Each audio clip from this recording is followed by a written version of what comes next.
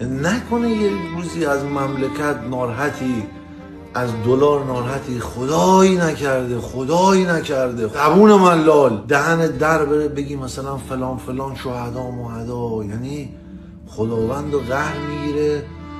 بنده های خدا ببین چقدر بزرگ بودن، چقدر از همه چی گذشته بودن که به خاطر من و تویی که نمیشناختن خودشونو کشتن.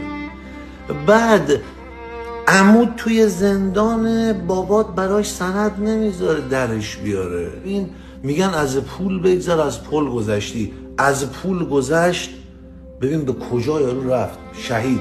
شما در جریان باشین حاجی. آخوندا قبل اینکه در سیاست بیان آدمای بسیار درستی بودن. تو چرا فکر میکردی شاه انقدر آخوندا رو احترام میذاره، سلام حالشون احترام میذاره، باشون صحبت میکرد دیگه؟ جیگر من حضرت، تو که نمیتونی که سیستم زمان حضرت علی رو بیارین تو قرن 21 برادر، که نرقصین، نخونین، نگوزین. درست اینا نگوزیدن و نرقصین مال زمانی بود که نه بیت بود، نه موزیک بود، نه قرص بود، نه چیز بود، نه رقص بود، نه بدبختی بود.